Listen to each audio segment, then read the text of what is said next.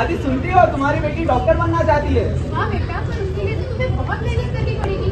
Mummy आप चिंता मत करो, मैं मन लगाकर पढ़ाई करूंगी और बहुत मेहनत करूंगी। हमें तुम पे नाज है बेटा।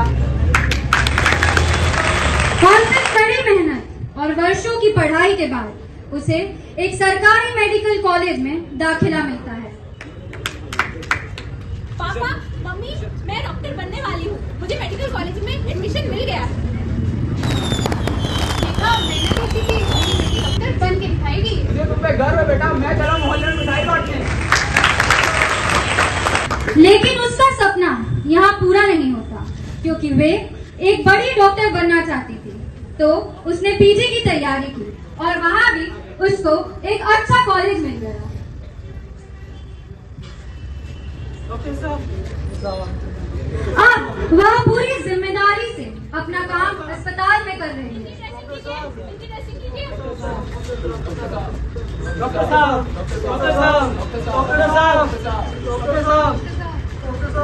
पूरे दिन मरीजों की सेवा के बाद शाम को जब वह आराम करने गई, तब उसके साथ एक दर्दनाक घटना हुई।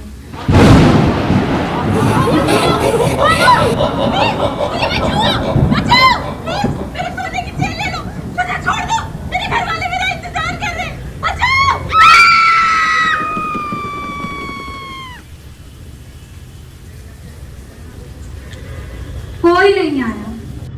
वह डॉक्टर जिसने अपना हर एक क्षण लोगों की सेवा में दे दिया, उस समय उसकी सहायता करने कोई नहीं आया। एक मदद की पुकार जो दबा दी गई, एक गरिमा जो टूट गई।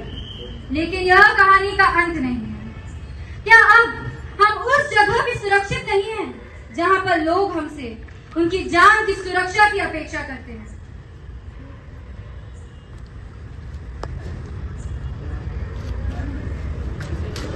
सर प्लीज प्लीज हमारी हेल्प कीजिए। सर प्लीज, मेरी फ्रेंड तो प्लीज बहुत ब्लीडिंग हो रही है। सर प्लीज पहले जाके रिपोर्ट लिखवाओ। प्लीज प्लीज सर, पहले जाके रिपोर्ट लिखवाओ। पहले कोई कागज की कार्रवाई होगी, उसी के बाद कोई कार्य होगा। Please sir please. अरे जा, इनकी रिपोर्ट लिखो।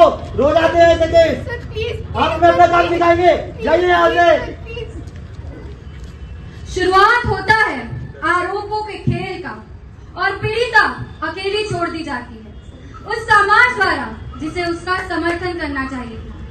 समाज अपनी आंखें मूंद देता है और फिर दोषी ठहराता है पीड़िता को, न कि अपराधियों को।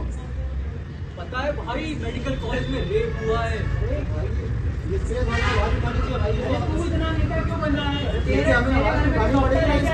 ना तू डॉक्टर है ना तेरे परिवार में कोई डॉक्टर है, तेरे को क्यों नेता नगरी करनी है? अगर सब चुप हो जाएंगे तो हम क्या करेंगे? सब बात सुनानी पड़ेगी। उस लड़की की ही गलती रही होगी, नहीं वो छोटे कपड़े पहनती होगी। उसका चरित्र ही ऐसा होगा। उसकी मर्जी भाई, वो कुछ भी पहने। नहीं नहीं, ऐसा कुछ नहीं होता है। उसकी वजह जिस से चीज के विरोध में सारे समाज को एकजुट होकर सामने आना चाहिए था, वहाँ समाज बढ़ गया। अपने अपने आराम के अनुसार पर सबने अपनी राय बना ली। नेताजी प्लीज मेरी बेटी को न्याय दिलाइए। मेरी बेटी को न्याय दिलाइए। आपको न्याय अवश्य मिलेगा, ये हमारी जिम्मेदारी है। पुलिस प्रशासन अपना कार्य पूरी जिम्मेदारी से कर रहा है। दोषी को सजा अवश्य मिलेगी। आप जाइए, धीरे करिए। नेताजी ये रोज आ रहे हैं, इनके लिए कुछ करना होगा हमें। अरे ऐसे कीड़े मकोड़े रोज आते हैं, इन्हें शांत करो। जाओ, जितने सबूत बचे हैं सब मिटा दो। जो आवाजें उठ रही हैं सब दबा दो। पूरे घर में हलचल मच जाएगी। हलचल मचती है तो मचने दो, कुछ लोग मरते हैं तो मरने दो, बसें जलने दो, हमें कोई फर्क नहीं पड़ता। ये कुछ कीड़े मकोड़े हैं, थोड़े दिन में शांत हो जाएंगे। सारा कार्यक्रम जैसे कि तैसे चलने लगेगा। तुम जाओ और विरोध करो। बोलो। We want justice! We want justice! We want justice! We want justice! We want जब पीड़ितों के लिए आवाज उठती है तो समाज बदलता है। हमें एकजुट होकर अन्याय के खिलाफ खड़ा होना होगा। न्याय की यह प्रक्रिया लंबी हो सकती है, लेकिन हमारे आवाजें उसे तेज और प्रभावी बना सकती है। हमें चुप नहीं रहना है। नोच रहे थे जिसमें सब मेरा, बेरहमी से दबोच रहे थे, फाड़ रहे थे कपड़े मेरे, नाखूनों से मुझे कुरेड़ रहे थे। मैं चीखी भी, चिल्लाई भी, बहुत गुहार लगाई भी। मैं भाग रही थी, वो खींच रहे थे, जमीन पर मुझे वो घसीट रहे थे।